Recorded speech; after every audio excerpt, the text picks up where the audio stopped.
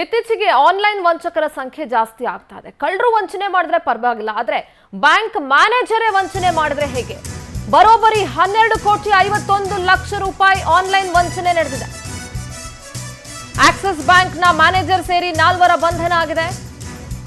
Bank internet ಅನ್ನ access ಮಾಡಿ ಕೋಟಿ ವಂಚನೆ ಮಾಡಿದ್ದಾರೆ. ಕ್ರೆಡ್ ಕಂಪನಿಯ ಡಾಟಾ ಕಳವು ಮಾಡಿದ್ರು ವಂಚಕರು. ನೇಹಾಬೆನ್, ಶುಭಂ, ವೈಭವ್ ಪಿತಾಡಿಯಾ, ಶೈಲೇಶ್ ಬಂಧಿತ ಆರೋಪಿಗಳು. ಬಂಧಿತರಿಂದ 1,83,48,000 ಹಾರ್ಡ್ ಕ್ಯಾಶ್ ಅನ್ನ ವಶಪಡಿಸಿಕೊಳ್ಳಲಾಗಿದೆ. ವೈಭವ್ ಗುಜರಾತ್ ಕಾರ್ಪೊರೇಟ್ ವಿಭಾಗದ ಮ್ಯಾನೇಜರ್. ಬ್ಯಾಂಕ್ನಲ್ಲೇ ಕೆಲಸ ಮಾಡ್ತಿದ್ದಂತಹ ನೇಹಾ, ಶುಭಂ ಕೂಡ ಶಾಮೀಲಾಗಿದ್ದಾರೆ. ವೈಭವ್ ಮತ್ತು ಶೈಲೇಶ್ ಸೇರಿ ವಂಚನೆಯ ಪ್ಲಾನ್ ಮಾಡಿದ್ರು.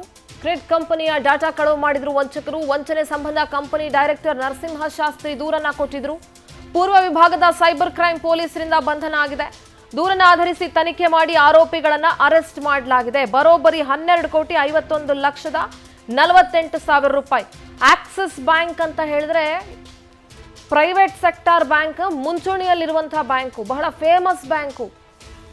ಲಕ್ಷಾಂತರ ಕೋಟ್ಯಾಂತರ ಮಂದಿ ಅಕೌಂಟ್ ಹೊಂದಿದ್ದಾರೆ ಆಕ್ಸಿಸ್ ಬ್ಯಾಂಕ್ನಲ್ಲಿ. ಅಲ್ಲಿಯ ಮ್ಯಾನೇಜರ್ ಒಬ್ರು ಈ ರೀತಿ ಮಾಡ್ತಾರೆ. ಇನ್ ಬ್ಯಾಂಕ್ ಇಂಟರ್ನೆಟ್ ಆಕ್ಸೆಸ್ ಅನ್ನ ತೆಗೆದುಕೊಂಡು ಕೋಟಿ ವಂಚನೆ ಮಾಡ್ತಾರೆ ಅಂತ ಹೇಳಿದ್ರೆ